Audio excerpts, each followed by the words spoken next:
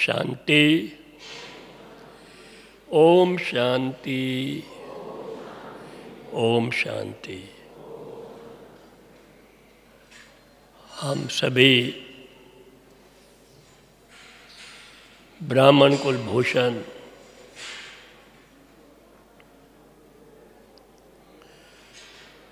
बहुत ही भाग्यशाली हैं, सौभाग्यशाली हैं और पद्मा पदम भाग्यशाली है। देखो क्यों, कारण क्या? क्योंकि इतनी बड़ी दुनिया है इस वक्त, 750 करोड़ जीवात्माएं इस सृष्टि पर विचरण कर रही है। उनमें से स्वयं भगवान ने, सोचो, स्वयं भगवान ने हमको अपना बना लिया, हमको चुन लिया। कितना बड़ा सौभाग्य है।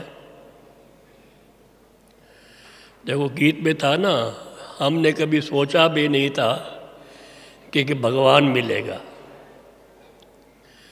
तो भगवान मिल गया हमको।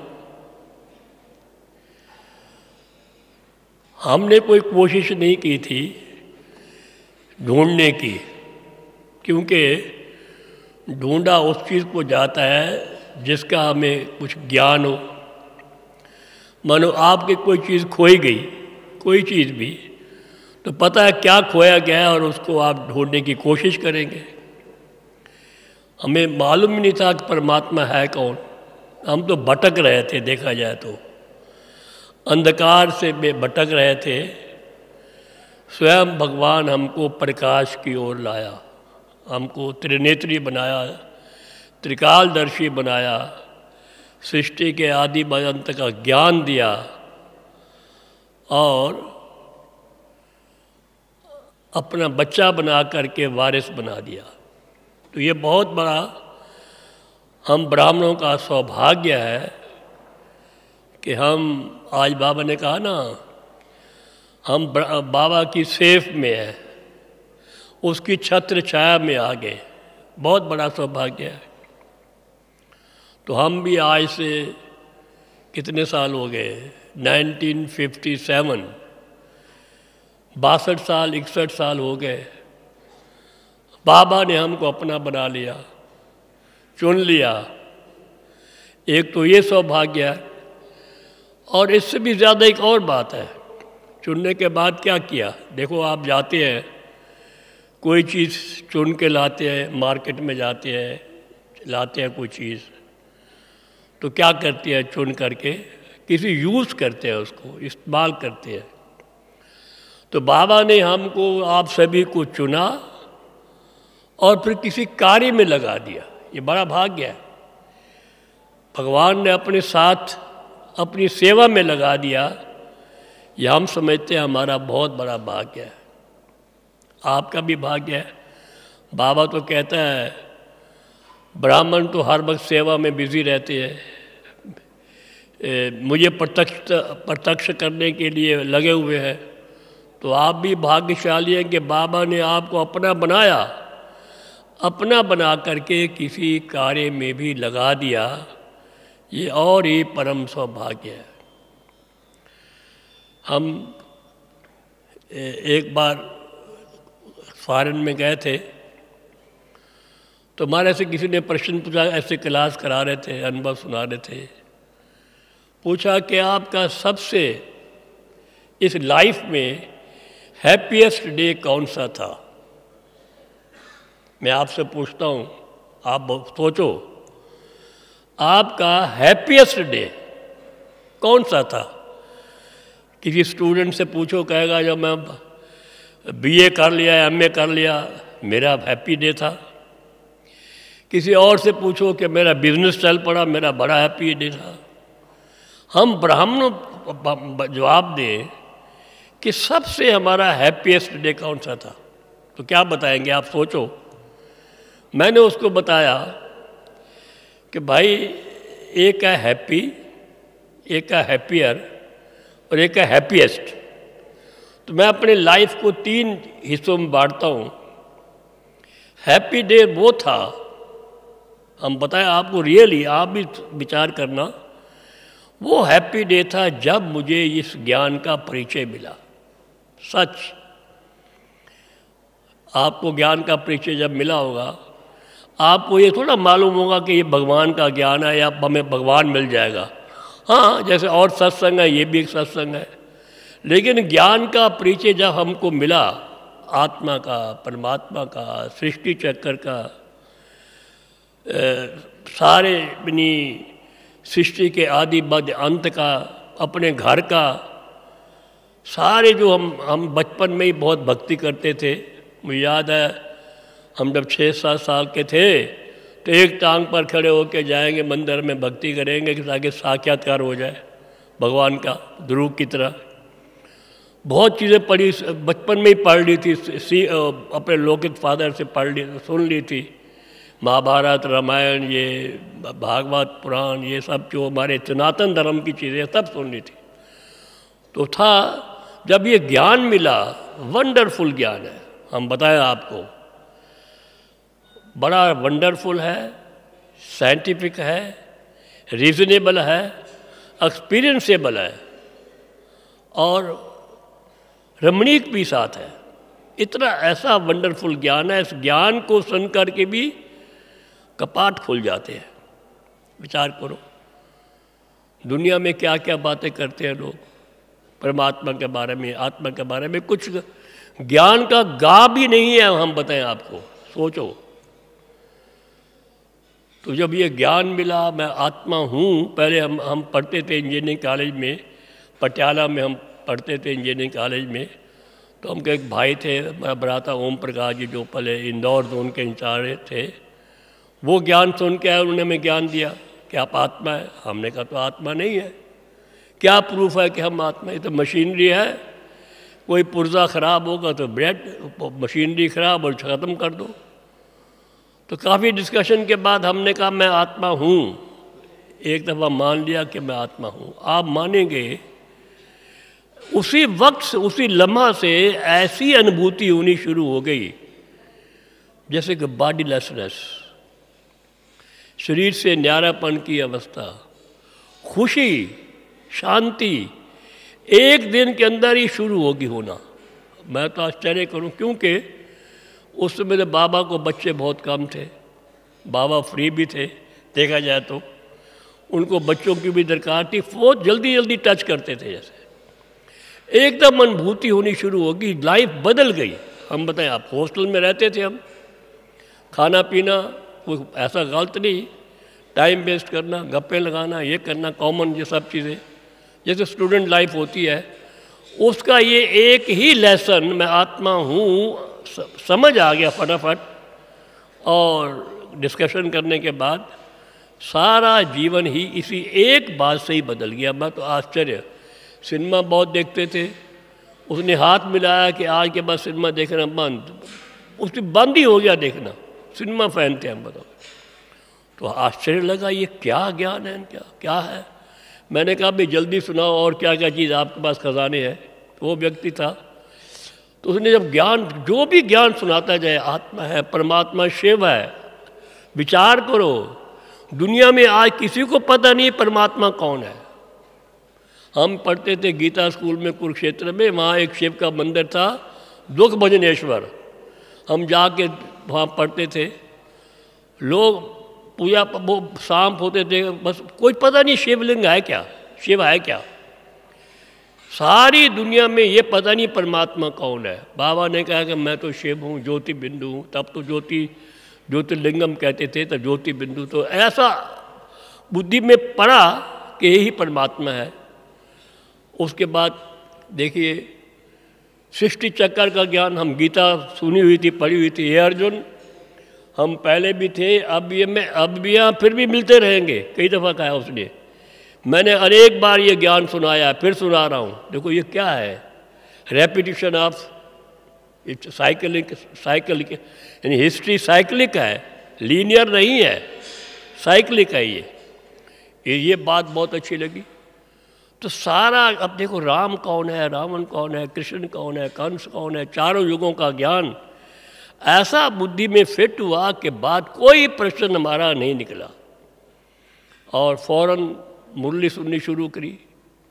ऐसा लगा जैसे पहले सुनी हुई है, बाबा के नज़दीक के बाबा के बच्चे ऐसे लगे सुनी हुई है, कोई प्रश्न हमारा उठा नहीं और निश्चय हो गया कि ये कोई इंसान का ज्ञान नहीं, स्वयं ऑलमाइटी अथॉरिटी ही ज्ञान दे रहे हैं।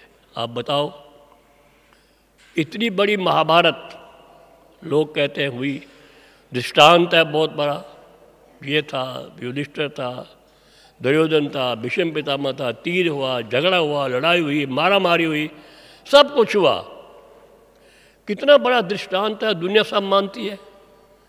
और बाबा ने क्या कहा इसके बारे में, क्या कहा इस महाभारत के बारे में, क्या कहा कि बच्चे ये ज्ञान तो मैंने कोई द्वापर के अंत में दिया नहीं, मैं तो कलयुग के अंत में आकर ज्ञान देता हूँ और कलयुग का विनाश सत्य की स्थापना कराता हूँ। सारी महाभारत चेंज हो जाती है इसी एक महावाक्य से। देखिए, विचार करो, कितनी बड़ा रेवोल्यूशनरी बात है ये। दुनिया सब मानती है महाभारत को इस प्रकार से, और बाबा ने हमारे कहा बच्चे मैंने तो ज्ञान कलयुग के अंत में दिया, न कि द्वापर के अंत में दिया। आकर के नए युग की स्थापना की, बड़ा अच्छा लगा। इतनी बड़ी रामायण है, देखो क्या रावण था, राम था, लक्ष्मण था, मूर्छित हुआ, हनुमान था, सारी बहुत लंबी बड़ा दृष्टांत है इसकी देखा जाए। और शिव बाबा ने क्या कहा, बाबा ने क्या कहा, बच्चे रावण तो ऐसा कोई 10 सिर वाला होता ही नहीं है। सोचो, कोई 10 सिर वाला मनुष्य कैसे हो सकता है? और वो राम की सीता कोई चुरा सकता है? किसी की ताकत है? भगवान जिसे हम कहते हैं। और क्या बाबा ने कहा, थोड़े दिन पहले मुरली में था, बच्चे ये रावण के बड़े 10 सिर है, उसमें आत्मा तो है ही नहीं। रावण में आत्मा है क्या? बोलो, है कोई आत्मा? रावण में तो आत्मा नहीं है। परंतु बाबा ने कहा सब आत्माओं में रावण समाया हुआ है। देखो ये कहा, कितना वंडरफुल बात है ये। सोचो कितनी ऊंची बात है कि रावण में आत्मा नहीं है, 10 आत्मा होनी चाहिए ना उसमें, परंतु सभी आजकल के सभी आत्माओं में ही रावण समाया हुआ है। ये बात कौन सुना सकता है? विचार करो इस बात पर। ये स्वयं भगवान के महावाक्य है, और ये भगवान ये कोई छोटे किसी साधु सन्यासी के नहीं है, स्वयं जिसकी अथॉरिटी ऑलमाइटी अथॉरिटी के महावाक्य है जो बाबा ने सुना है। इन बातों को सुन करके सारा हमारा जीवन बदल गया और फिर हम चले। ये खुशी का दिन था वो, that was my happy day, not happiest, happier, that was my happy day. फिर हमने कहा भी आपको ये ज्ञान इतना सुंदर कहाँ से मिला? उस भाई से कहा भाई मिलाओ उनसे। थोड़े दिनों के बाद हम बाबा मम्मा आप जानते हैं, उन दिनों में कोई मधुबन कोई वो नहीं था, सेंटर ऑफ सर्विस नहीं था। यहाँ बाबा मम्मा रहते थे और भाई बहन रहते थे, तो बाबा हर साल में आएंगे गर्मियों के दिनों में बाबा मम्मा से मिलने के लिए। बाबा मम्मा बाहर जाते थे, कभी दिल्ली, कभी बॉम्बे, कभी कानपुर, कभी कहीं ऐसे जाते थे। तो बाबा उन दोनों में, बाबा मम्मा दोनों आए हुए थे दिल्ली में। हमने कहा हम तो मिलने के लिए जा रहे हैं, अभी 10-15 दिन हुए थे। भाई उनको तो ऐसे ज्ञान जिनके द्वारा दिया जा रहा है उनको तो जल्दी से जल्दी मिलना चाहिए। बाबा कहते हैं ना, जिसको ज्ञान निश्चय हुआ वो रुकेगा नहीं, भाग के मिलने के लिए आएगा। तो हम आए बाबा मम्मा से मिलने के लिए। पहली बार कैपिटल दिल्ली में आए थे, रात्रि का वक्त था। बाबा मम्मा से सुबह मिले तो बाबा मम्मा से कैसे मिलते हैं? ऐसे नहीं कि प्रणाम करते हैं या पाँव पड़ते हैं, नहीं। बाबा मम्मा से मिलते थे बाबा की गोद में जा कर के, मम्मा की गोद में जा कर के मिले। देखो हम बताएं आपको, ये दो जो एंटिटीज़ हैं, दो जो है, ये Brahma Saraswati, Adam and Eve, आदम और बीबी, इसको सभी धर्मों की मान्यता है। शिव खुदा को तो मानते हैं, अल्लाह को मानते हैं, भगवान को मानते हैं, साथ साथ इन दो महान आत्माओं की, इन आत्माओं की भी सब लोग, सभी धर्म वाले इनको भी मानते हैं। मिले उनको, देखा बाबा की पर्सनालिटी, मम्मा की पर्सनालिटी। मैं समझता हूँ, बाबा कहता मैं साधारण तन में आता हूँ, मैं नहीं मानता कि बाबा का कोई साधारण तन था। वंडरफुल था पर्सनालिटी, चमकता हुआ चेहरा, ललाट, और इतनी रमणीक, इतनी आकर्षक पर्सनालिटी थी दो बाबा मम्मा की, चुंबक की तरह पर्सनालिटी। देख करके मन खुश हो जाए, देख करके आकर्षण होता था। तो जब बाबा के गोद में गए तो पता नहीं बाबा को पहले पता था कि ये इंजीनियरिंग का स्टूडेंट है, पढ़ रहा है, अभी सेकेंड ईयर है या फर्स्ट ईयर है। बाबा ने कहा 4 साल पढ़ना पड़ेगा। मैं बाबा हाँ, बड़ी मुश्किल पढ़ाई है। बाबा ने कहा, मैंने कहा मुश्किल। बच्चे, बाबा का पहला वरदान सुनिए क्या बाबा, बच्चे ये पढ़ाई तुम्हारे काम आने वाली नहीं है। This was my first sentence जो बाबा ने मेरे प्रति बोला, क्योंकि वो भृगु ऋषि थे। भृगु ऋषि हैं बाबा, तो हर एक आत्मा ने कहता, बाबा कहता मैं किसी को कुछ जानता नहीं हूँ, मैं कोई अंतर्यामी नहीं हूँ, नहीं। वो मुझे देखकर बाबा कहते, बच्चे ये पढ़ाई तुम्हारे काम आने वाली नहीं है। मुझे वैराग्य तो पहले आ चुका था, विनाश सामने खड़ा है, लगता था, तब भी लगता है, अब भी लगता है। बाबा कहता समय थोड़ा है, ये इतने 4-5 साल पढ़ोगे, बड़ा डिफ़िकल्ट है, तो ये बच्चे पढ़ाई काम आने वाले नहीं है। मैंने ठीक है बाबा। तो बहुत और वैराग आ गया, बहुत। और फिर हम वापस आए बाबा मम्मा से मिल कर के, देखा मैं उस वक्त बाबा की एज 80 ईयर्स थी, 80 साल की होगी शायद। बाबा की पर्सनैलिटी को देखकर आप बताइए, अभी हम सब सोफे पर बैठे हैं, नीचे बैठे, कैसे बैठे हैं? सीधे बाबा संदिल पर बैठे, 80 साल की एज में, यानी इतने फिट थे तब, और तन भी ठीक, मन भी ठीक, धन भी अपार, हम बताएं आपको। तो देख कर के जब हम वापस आए तो बाबा को लेटर लिखा, इंग्लिश में लेटर लिखा, और बाबा ने भी इंग्लिश में जवाब दिया। तो वो लेटर ये था, वैराग आ गया था कि अब क्या करना, पढ़ाई को छोड़ करके अब इस ईश्वरी सेवा में लग जाओ, इस धंधे में लग जाओ, ये हमारा एम हो गया। तो बाबा को लिखा, इंग्लिश में लिखा, I don't want to design buildings and construct building, but I want to be a cornerstone of the huge edifice which you are erecting, which you are constructing of the new world. फिर लिखा, I don't want to design roads and highways, but I want to run on the highway going to Paramdham and then coming to Golden Age. फिर लिखा, I don't want to construct, उन दिनों में mechanical engineering और civil electrical इकट्ठा होता 2 साल के लिए.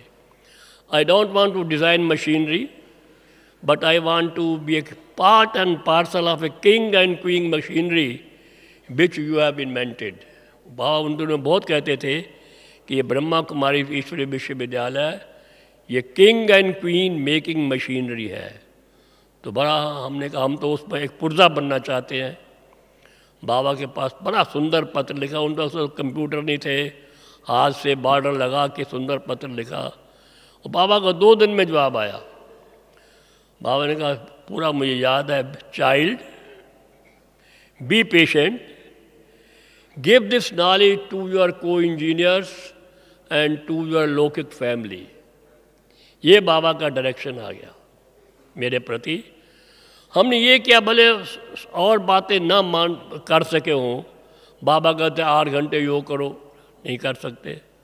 बाबा और बातें कहते हैं, लेकिन ये जो बाबा स्थूल हमें वो डायरेक्शन देते थे उनको हमने पालन करने की कोशिश की.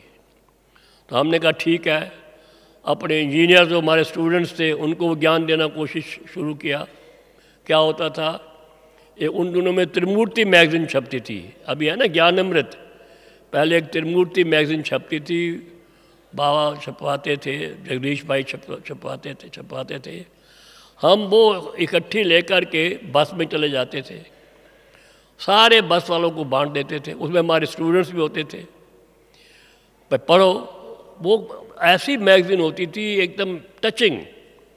एक पेज खोलेंगे परमात्मा सर्वव्यापी नहीं, दूसरा आर्टिकल होगा गीता का भगवान कृष्ण नहीं, तीसरा आर्टिकल होगा पतित पावनी गंगा नहीं, चौथा आर्टिकल होगा 84 लाख यूनिया नहीं। यही आर्टिकल होते थे सारे। बाबा जो कहता ऐसे ठोको उनको, क्यों? जब वो हम फिर गेट पे उतरते थे तो सबसे वापस लेते थे। कोई कहते थे कि ये क्या आपका ज्ञान है, सब बातें उल्टी आपकी। मैंने कहा आप मेरे से बात करो। इतना नशा था, इतना एंथुसियाज्म था, इतना मोमेंटम था, उसी वक्त 5 मिनट में समझ जाते बात तो राइट है। मैं कहता परमात्मा सर्वव्यापी है तो कैसे? सर्वव्यापी कुत्ते बिल्ले परमात्मा, कहता हाँ बात तो ठीक है आपकी। तो ऐसे हमारे कई स्टूडेंट बन गए हमारे क्लास के। हमारे हॉस्टल में हम जा रहे थे तो वहाँ क्लास करनी शुरू कर दी। वहाँ पर हम वो ग्रामोफोन लाया, वो वाला वो सुई वाला ग्रामोफोन, लाल बत्ती जला दी। इस प्रकार से हमने वहाँ ही शुरू कर दी क्लास। तो इसीलिए बाबा ने कहा ना सेवा करो, अपने इंजीनियर्स की सेवा के कई स्टूडेंट बने। बाबा मम्मा तो उनसे भी मिलाया। तो फिर हमें हॉस्टल छोड़ना पड़ा और स्थान लिया, जहाँ पर के पटियाला में ईश्वरीय विश्वविद्यालय का सेवा केंद्र खोला। सेवा हुई, उसके बाद और भी भिन्न भिन्न प्रकार के कई सेवा केंद्र, नाभा, पटियाला, जलंधर, देहरादून, कई भिन्न भिन्न, क्योंकि जोश था, नशा था। चंडीगढ़, ये उस जगह से सेवा केंद्र शुरू हुए, खुलने शुरू हुए। उन दिनों में सेवा केंद्र खोलना एक बहुत बड़ी बात थी, बहुत बड़ी बात थी। उन दिनों में स्टूडेंट का निकलना 2-4 का भी बहुत बड़ी बात थी। अब तो रिट्रीट सेंटर खोलना भी बड़ी बात नहीं है, उन दिनों में तो सेवा केंद्र खोलना एक बड़ी बात थी। इस प्रकार से बाबा मुरलियों में कहते थे पटियाला के कुमार बहुत बहादुर हैं। तो फिर दूसरा बाबा ने काम दिया था, आप अपने लौकिक परिवार को भी ज्ञान दो। समर वेकेशन में अपने घर गए, लौकिक परिवार को, माता जी को, पिताजी को, सबको ज्ञान सुनाया। वो भगत तो थे ही, कहते ज्ञान तो बहुत अच्छा है। पहले जो अगर हम सुनाते हैं ना ढीले ढीले डर के, मानेंगे नहीं। अगर पहले हमारे में नशा है, जोश है, मोमेंटम है, एंथुसियाज्म है, आधे तो पहले वो ठीक हो जाते हैं। तो जब उनको सुनाया कहते कि बात तो बिल्कुल राइट है। पवित्रता की बात सुनाई, क्या बात ये भी ठीक है, क्योंकि भगत थे बहुत पुराने। तो हमारे माता जी ज्ञान में आ गए। लौकिक माता जी अभी यहीं पर थे मधुबन में, 111 साल की एज में 2 साल पहले शरीर छोड़ा उन्होंने। वो उनको भी ज्ञान अच्छा लगा, माता जी को भी अच्छा लगा, पिताजी को भी अच्छा लगा। हमारे लौकिक पिताजी ये कहें ज्ञान तो बहुत अच्छा है, परंतु मैं तब मानूंगा यदि आपका बाबा जो है मुझे कुछ दिखा दे मैंने साक्षात्कार करा दे। मैंने कहा भाई मुझे तो हुआ नहीं, आप तो अभी यहाँ गांव में बैठे हैं, ना आप किसी बाबा मम्मा से मिले हैं, ना किसी दादी से, उसका दादी नहीं बहन कहते थे, किसी बहन से मिले हैं, ये किया है, कैसे दिखाएगा आपको। फिर भी हम बैठते थे योग में, जैसे कला होते थे, गाँव वाले भी बैठते थे। एक दिन क्या हुआ, बड़ा अजीबा हुआ, मैं बड़ा खुश हुआ। वो क्लास में ही उठ के खड़े हो गए। वो किसी चीज़ को पकड़ने की कोशिश करते, इधर जाए फिर इधर जाए, पकड़ने की कोशिश करते, लेकिन उनके हाथ में वो आता नहीं है। मैं बड़ा खुश, भाई समथिंग इज हैपनिंग, कुछ हो रहा है, समथिंग कुछ उसको दिखाई दे रहा है। तो बहुत उदास होके नीचे जैसे ना कोई आता है, ऐसे कहता मुझे कहते हैं मैं ऊपर कहीं गया, मुझे बहुत सुंदर श्री कृष्ण छोटा सा दिखाई दिया। वो श्री कृष्ण के बहुत अति भगत थे, बड़े भगत थे। वो भागवत पुराण तो पढ़ते पढ़ते सो जाते थे, इतने वो भक्ति करते थे। जब श्री कृष्ण को देखा खुश तो हुए, लेकिन वो हाथ नहीं लगाने आया, इधर जाए तो इधर जाता है, इधर आए तो इधर जाए। तो फिर उसने कहा कि एक बाबा जी आपके आए, उन्होंने कंडीशन डाल दी मेरे ऊपर कि अगर तुम सब धारणाओं पर चलोगे तुम निश्चय बुद्धि होवोगे, तुम खान पान ठीक करोगे, तब श्री कृष्ण तुम्हारी गोद में आएगा। अच्छा, उन्होंने कहा ठीक है। वो उन्होंने सब अपना धारणा शुरू कर दी, सब कुछ कर दिया। करते करते करते फिर अगले हफ्ते गुरुवार को हम भोग में बैठे, फिर वो ध्यान में गए। इट इज़ रियलिटी, जो कि मैं इस ध्यान को कहता था ठीक है नहीं है, हमें इसमें क्या जाना है। बाबा कहता ध्यान का पाठ तो ये कोई बड़ी बात नहीं है, मैं भी उसको वैल्यू नहीं देता था। लेकिन जब हमारा लौकिक फादर जा रहा है ध्यान में, और फिर अगले दिन वो नेक्स्ट टाइम वो गुरुवार को ध्यान में गए, फिर श्री कृष्ण को देखा, उसको गले लगाया, झापी पहनी, इतना खुश हुआ, आंसू आया उसके, बात बात पूछिए, इतना खुश हुआ। जब आया कहता है आज मेरी मनोकामना जो थी बाबा ने पूरी कर दी। तो वो ज्ञान में चल पड़े, माताजी चल पड़े, सब चल पड़े।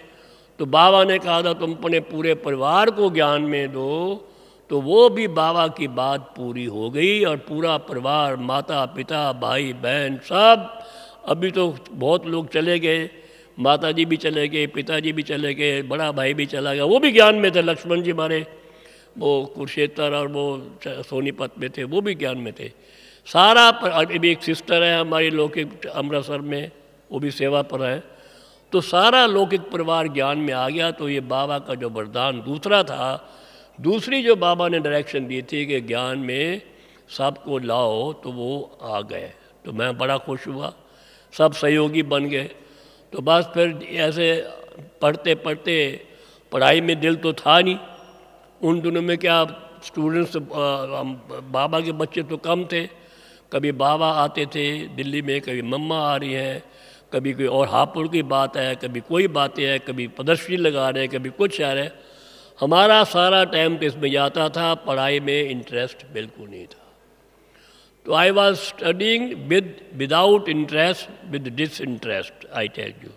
एम था कि हमने बाबा की सेवा में लग जाना है। जाते थे, कभी हफ्ते में एक दफ़ा गए, दो दफ़ा गए, लेक्चर मिस करते थे, कोई पढ़ाई पर इंटरेस्ट नहीं था। लेकिन जैसे करते चलते, उठते बैठते, गिरते पड़ते 4 साल बीत गए, और मालूम नहीं कैसे हमने डिग्री ले ली, ये भी पता नहीं हमें है। तो इंजीनियरिंग की डिग्री मिल गई, हम कभी लेने के लिए गए भी नहीं वो डिग्री। तो कहने का मतलब यह है, ये देखा जाए तो ये बाबा ने ही, बाबा कहते हैं, मैं सच कहता हूँ, बाबा कहते हैं ना, ये देखो, अब साकार बाबा अपने लिए कहते था कि मैं तो गांव का छोरा था। बाबा ने देखो क्या से वो उनको बड़ा भारी जवाहरात का धंधा करा दिया, फिर वो उसके तन में आकर के कितनी बड़ी स्थापना की। तो ये मैं हमारी डिग्री भी बाबा ने ही दिलाई। भाई बच्चे के पास कोई डिग्री होगी तो कोई कार्य करेगा, तो कोई पूछेगा भी क्या कोई पढ़ा लिखा भी है कि अनपढ़ है। तो वो ये डिग्री भी एक सेवा के लिए बाबा ने दिलाई। मैं समझता हूँ मैंने अपनी कोई कोशिश नहीं की। तो कहने का मतलब है इस प्रकार से हम फिर जब बाबा के पास आए, सारा जब इंजीनियरिंग पास करके फिर बाबा के पास आया, तो मैं हैप्पियर डे वो था जब बाबा से मैं मिला दिल्ली में। फिर जब बाबा के पास आया, अपने लौकिक माता पिता को लेके भी पास आए, बाबा ने कहा ठीक है बच्चे, अब तुम्हें कोई जॉब नहीं करना है, इस ईश्वरीय सेवा में लग जाना है। बाबा ने हमको स्वीकार कर लिया। तो ये हमारा हैप्पीएस्ट डे था कि बाबा ने अपनी छत्र छाया में, अपने सेफ में हमको ले लिया। ये हमारा सबसे बड़ा हैप्पीएस्ट डे था, समझे।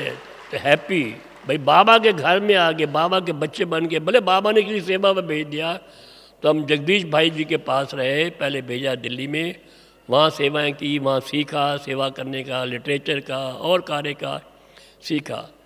तो उन दिनों में क्या था, एक प्रदर्शनियाँ बननी शुरू हुई थी बॉम्बे में। तो हम कॉपी करने में बड़े होशियार हैं, हम बताएं आपको। वहाँ बनी तो हमने, हमारी लौकिक ज़मीन थी वो भी बेच बाच दी, सब ज्ञान में आ गए, तो कोई संभालने वाला था नहीं, बेच बाच दिया। तो हमें वो देखी हमने प्रदर्शनी, फटाफट उसकी कॉपी बनवाने की कोशिश हमने, सीडी बनवाई, एक चित्र दिल्ली में बनवाया, और वो उन दिनों में हमें एक और लकी हमें हम सभी पूर्वजों के साथ मिलकर सेवा करने का मौका मिला। सभी पूर्वज, दादा विश्व किशोर, दादा आनंद किशोर, दादा चंद्रास, सभी दादियों के साथ कोई ना कोई कार्य में संबंध में हम अवश्य हैं। तो क्या हुआ, हमने वो सीढ़ी बना के दादा विश्व किशोर के साथ बाबा को भेजी। बाबा को बड़ी अच्छी लगी। बस तब से बाबा ने मुझे लेटर लिखने शुरू करे, बच्चे ऐसे बनाओ, ये करो, तो सीढ़ी में ये बदलो, ये ऐसा करो, ऐसा करो। बाबा के पत्र आने शुरू हो गए और उमंग उत्साह हमको आ गया। फिर हमने एक स्टूडियो बनाया जिसमें कि 2-4 आर्टिस्ट एम्प्लॉय किए।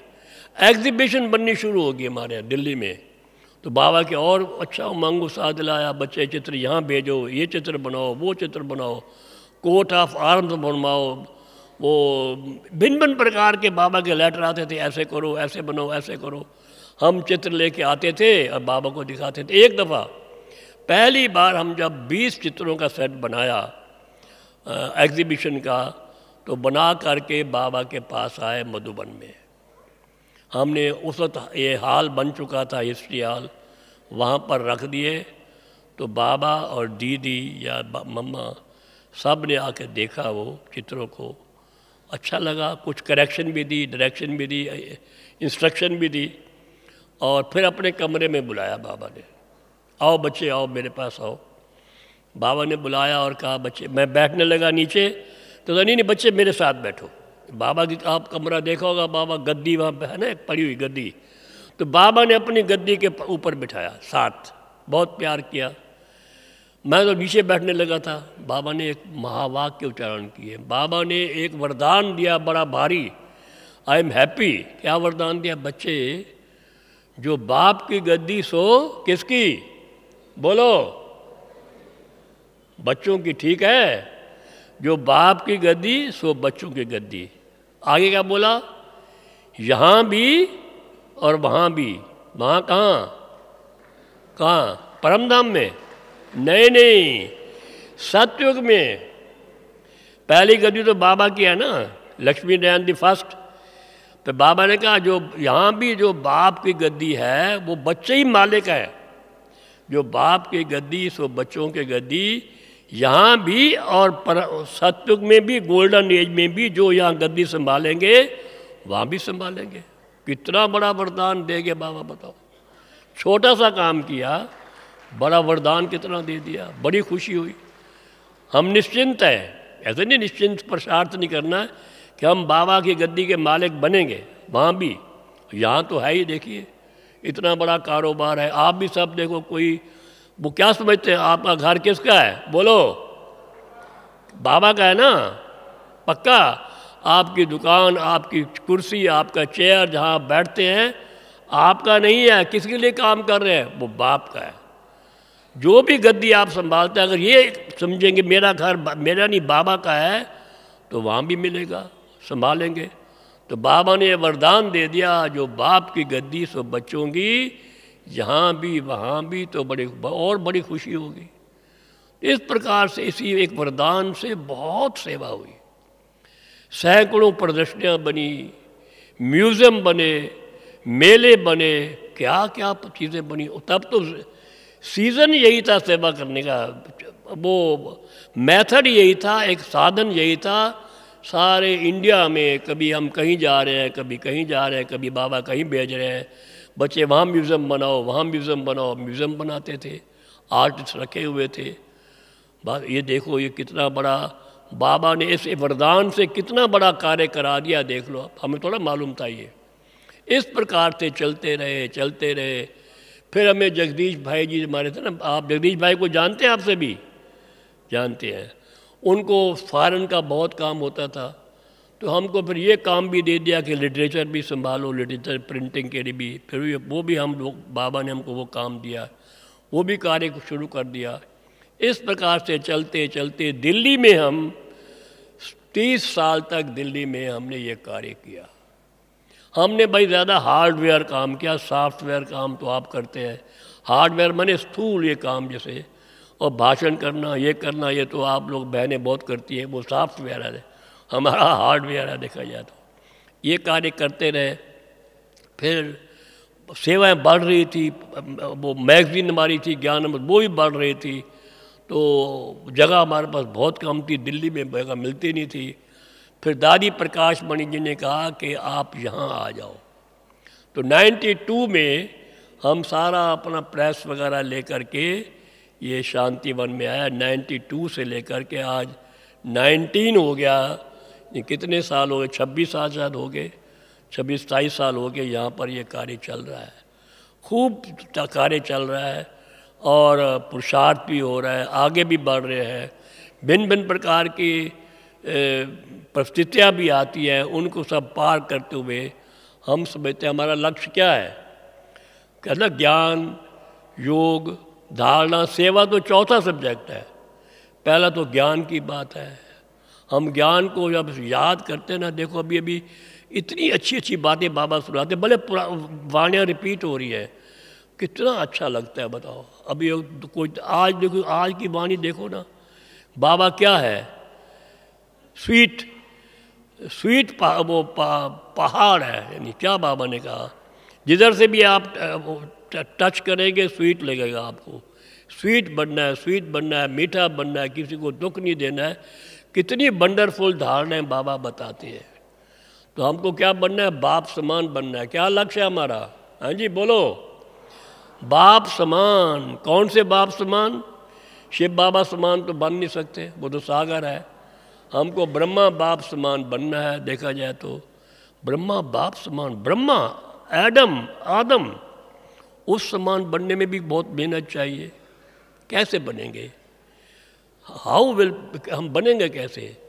सबसे पहला तो आप देखो, पहला स्टेप क्या है? बाबा बन गए कर्मातीत फरिश्ता बन गए। कर्मातीत फरिश्ता कितने साल में? 36 में ज्ञान मिला तो 33 साल लगे, 32-33 साल पुरुषार्थ करते करते करते अपना तन दे दिया, मन दे दिया, धन दे दिया, जन दे दिया, सब कुछ निछावर कर दिया। बात मत पूछिए। धन भी कम नहीं था उनके पास। बाबा कहता मैं साधारण तनु, साधारण बड़ा ज़बरदस्त था। इतने उनके धन से इतने साल तक पूरा यज्ञ चला। भले औरों ने भी किया, कम बात नहीं है। बाबा ने एकदम मुरली में कहा था, मैंने तन मन धन जन क्यों दिया? कारण क्या? आप बताओ क्यों दिया? फिर बाबा ने खुद ही जवाब दिया, जो कि हमारा भी लक्ष्य होना चाहिए, कि ताकि मुझे अंत में कुछ भी याद ना आए। ये बाबा ने कहा। इसलिए किया। उसके जो पार्टनर थे, कहा उसने, बाबा तुम भले मत आओ, तुम भक्ति करो। वो तो भक्ति समझता था ना, आपको पूरा आधा हिस्सा मिलता रहेगा, आपका बिजनेस चलता रहेगा, आपका नाम चलता रहेगा। उसने कहा, बाबा ने कहा नहीं, मुझे नहीं करना है। पूरा सब कुछ निछावर इसलिए किया, बाबा ने कहा, ताकि मुझे अंत में कुछ भी याद ना आए सिवाय शिव बाबा के। तो ऐसा हुआ। देखो, जब बाबा अव्यक्त हुए, कोई लौकिक नहीं था, बस केवल सामने दादी प्रकाश मणि थी, उनको अपनी सारी विरासत दी, उड़ गया पंछी। ये है। देखो, इसी प्रकार से हमको भी फॉलो करना ना। वो बल बाबा कहता है अब वो समय तो नहीं है कि आप तन मन धन हटा लेके आ जाओ, नहीं, परंतु ऐसा समझना है कि ये मेरा नहीं है, ये बाबा का है। एकदम नष्टो मोहा, यानी लगाव ना हो, झुकाव ना हो, दबाव ना हो, तनाव ना हो। तो ये तो कर सकते हैं ना, हमको छोड़ने के बाबा नहीं कहता। अब कहता भले रहो, सब कुछ करो, परंतु उससे ऐसा हो कि ये बाबा का है, कि मेरा नहीं है। पहले तो ये चाहिए कि पहली स्टेज क्या मैं बता रहा था, पहली स्टेज है कर्मातीत फरिश्ता बनने की। पहली स्टेज है कि हम विकर्मा जीत बन गए। ये देखो, अभी हम ब्राह्मणों से कोई विक्रम तो नहीं होता है, विचार करो, विक्रम नहीं होना चाहिए। अभी विक्रम ने कर्म में आना, नो विक्रम, ये तो नहीं होगा। मैं समझता हूँ होता कोई विक्रम? नो। मैं ये समझता हूँ अब विक्रम करने का टाइम ख़त्म। विक्रम जो होने से तो हो गए, अब तो विक्रमा जीत तो हम बन ही गए। मैं समझता हूँ आप भी होंगे। दूसरी स्टेज क्या है, नेक्स्ट क्या है दूसरी स्टेज? विकल्पा जीत, कि हमारे में कोई विकल्प ना आए, कोई विकल्प नहीं। अगर विकल्प आया, जो आपने योग में तपस्या में कुछ पावर ली हुई है वो डाउन हो जाएगी, बैटरी डिस्चार्ज हो जाएगी। तो बचना चाहिए, बड़ा वो होना चाहिए, क्या नाम, डर तो नहीं कहें कि मुझे कोई विकल्प ना आए, मन में कोई अशुद्ध विचार ना आए, दृष्टि हमारी पवित्र अपवित्र ना हो। तो दूसरा है विकल्पा जीत। ये भी मैं समझता हूँ इसमें सब पास होंगे। अब कोई विकल्प तो नहीं आना चाहिए। दूसरी स्टेज तो ये है। थर्ड स्टेज ये है जो बाबा कहते हैं व्यर्थ अतीत। व्यर्थ भी ना हो, ये देख लो। व्यर्थ माने फालतू का, क्यों क्या, बाबा कहते हैं ये वो चीज़ें इधर उधर की, तेरे मेरे में टाइम वेस्ट जा रहा है। बाबा कहते हैं व्यर्थ अतीत हो जाओ। इसमें शायद बाबा कहते हैं मेरे बच्चों में अब विक्रम तो है नहीं, विकल्प भी नहीं है, थोड़ा थोड़ा बाबा कहते हैं व्यर्थ है। बाबा ये कभी एक दफ़ा कहा था। तो बाबा हम कहते हैं कि ये व्यर्थ से भी अलग हो जाओ, व्यर्थ भी ना हो। क्या ले जाएंगे साथ? क्या बाबा ने कहा, मुरली में कहा, क्या साथ जाएगा? कुछ नहीं। अब मेरे अभी 3 साल में देखा हूँ, हमारे कई लोग मेरे सामने सामने चले गए, हमारे लौकिक अलौकिक दोनों, कितने लोग चले गए। बाबा कहते हैं समय कम है, समय कम है, समय ऐसे भी कम है, हम कभी चले जाएं क्या पता है, कुछ पता नहीं हम कब चले जाएं। तो बाबा कहते हैं कि व्यर्थ अतीत हो जाओ, व्यर्थ कोई नहीं आना चाहिए। अच्छा, और चौथा क्या है फिर? पहले तो विकर्मा जीत, विकल्प अजीत और व्यर्थ अतीत, और चौथा है अब साधारण अतीत, कि हमारे सब चीज़ साधारण है। नो, हर एक हमारा संकल्प, हमारा बोल, हमारा कर्म, हमारा सब चीज़ विशेष होना चाहिए। हम बताएं हमारे बाबा का, मम्मा का हर संकल्प, हर बोल, हर कर्म, हर चाल विशेष थी। बाबा किसी को ऐसे देख लेंगे ना यूं, वो ध्यान में चला जाता था। किसी पे ऐसे हाथ रख देंगे, वाह, वो फूला नहीं समाता था, बाबा ने मेरे पे हाथ रखा है, खुशी हो जाती थी उसको। तो हमारा भी हर कर्म लोगों को खुशी देने वाला हो, हर संकल्प श्रेष्ठ हो, हर बोल हमारा शुद्ध हो।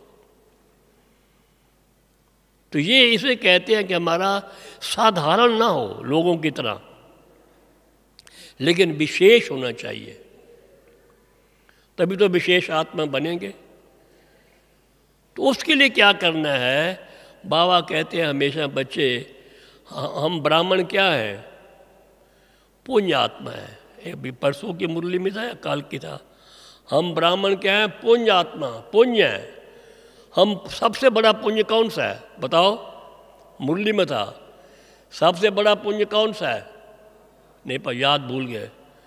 सबसे बड़ा बाबा ने कहा पुण्य है बाबा को याद करना, याद की यात्रा पर रहना सबसे बड़ा पुण्य है।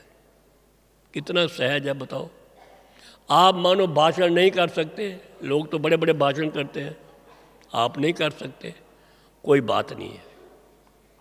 याद तो कर सकते हैं, नहीं मैं आत्मा हूँ, याद क्या करना है? आत्मा हूँ, शुद्ध हूँ, शांत हूँ, शीतल हूँ, श्रेष्ठ हूँ, शक्तिशाली हूँ, लाइट माइट हूँ। परम धाम को याद करो, बाबा को याद करो, चक्कर को याद करो, वर्षे को याद करो, ये सब याद है। ये तो याद कर सकते हैं, शुद्ध संकल्प तो कर सकते हैं। ये जो है ये पुण्य है, आप पुण्य का कार्य कर रहे हैं, पुण्य जमा कर रहे हैं। आपने शुद्ध संकल्प किया तो मानो आपने पुण्य का खाता जमा कर लिया, क्योंकि सबसे जो मैन्यूटस जो चीज़ है ना, मैन्यूटस पुरुषार्थ, वह एंटिटी है, वो है संकल्प। संकल्प ठीक तो बोल ठीक, संकल्प ठीक तो कर्म ठीक, कर्म ठीक तो फल ठीक। तो जो मेन जो चीज़ है वो है शुद्ध संकल्प। अगर आप शुद्ध संकल्प कर रहे हैं, बैठे हुए, चलते हुए, खाते हुए, पीते हुए, कोई भी, चलो बिंदु बन बिंदु को याद अब नहीं हर वक्त कर सकते, ये तो कर सकते मैं शुद्ध आत्मा हूँ, लाइट माइट हूँ, ये तो कर सकते हैं। शांत आत्मा हूँ, शीतल आत्मा हूँ, श्रेष्ठ आत्मा हूँ, शक्तिशाली आत्मा हूँ, ये तो कर सकते हैं। ये जो है ये भी एक पुण्य है, क्योंकि आप इन संकल्पों से, शुद्ध संकल्पों से, एक तो आपका अंदर का वातावरण ठीक होता है, अब सारे एटमॉस्फेयर को शुद्ध कर रहे हैं। क्योंकि जो ये याद है या ये जो शुद्ध संकल्प है अपने को ठीक करती है, सारी प्रकृति को ठीक करने वाली है। अभी चारों तरफ क्या है? अशुद्धता है, पाप है, अत्याचार है, भ्रष्टाचार है, पापाचार है, एटमॉस्फेयर ऐसा बना हुआ है। हम ब्राह्मणों के ये शुद्ध संकल्प के वाइब्रेशंस जो हैं ये फैल करके उसको थमाएंगे, उसको ठीक करने वाले हैं। प्रकृति भी ऐसे दासी बनेगी। तो ये जो है शुद्ध संकल्पों का जो खजाना हम जमा करते जाते हैं बार बार, वो पुण्य ये पुण्य है, हम पुण्य आत्मा बन रहे हैं। दान पुण्य क्या? ज्ञान का दान करना वो दान हो गया। पुण्य माने याद में रहना, ये पुण्य हो गया। तो पुण्य आत्मा बन जाएंगे तो देव आत्मा तो बनेंगे। देखो बाबा ने एक दफ़ा कार्य दिया था, हम तो वो अभी तक भी करते हैं, एक होमवर्क दिया था। बच्चे 5 स्थितियों को दिन में 8 बार याद करो। याद है किसी को? ये एक काम तो बाबा ने दिया था, होमवर्क, कि मेरे बच्चे जो हैं सारा दिन में 8 बार अपनी 5 स्थितियों को याद करो। निराकारी, आकारी, निर्विकारी, अलंकारी एंड निरअहंकारी, ये 5 स्थितियाँ हैं। याद करिए। कहा था एक स्थिति को 1 मिनट, तो 5 स्थिति को 5 मिनट हो गए। 8 बार करोगे तो 40 मिनट भी टाइम योग लग जाएगा आपका। जितने हम शुद्ध संकल्प करते जाएंगे, शुद्ध संकल्पों का खजाना जमा करते जाएंगे, उससे 2 चीज़ें मिलती हैं। पॉजिटिव संकल्पों से 2 चीज़ें मिलती हैं। एक मिलती है पावर, एक मिलती है प्योरिटी। इससे प्योरिटी भी आती है और पावर भी आती है। तो सत्युग में क्या चाहिए? क्राउन ऑफ पावर है एंड क्राउन ऑफ प्योरिटी। बन गए लक्ष्मी नारायण बस। इफ़ यू गो ऑन, करते रहिए, मैं आत्मा हूँ, शुद्ध हूँ। रिवाइज कीजिए अगेन एंड अगेन। जब तक रिवाइज नहीं करेंगे तब तक रियलाइज नहीं होगा। भगवानो वाच बाबा ने कहा है, रिवाइज एंड रिवाइज, तब रियलाइज होगा। एक दफ़ा कह के बैठ जाए मैं आत्मा हूँ और झुट के खाते रहे तो कुछ फ़ायदा नहीं है उसका। हम बताएं ऐसा होता है? नहीं।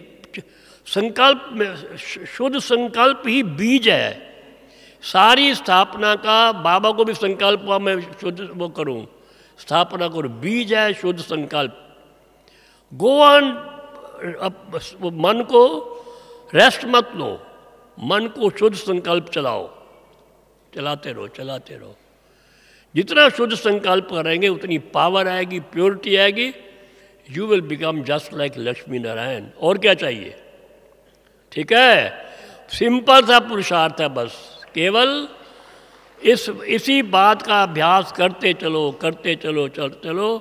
हमने बाबा की हिस्ट्री सुनी, बाबा कितना पुरुषार्थ करते थे बताओ।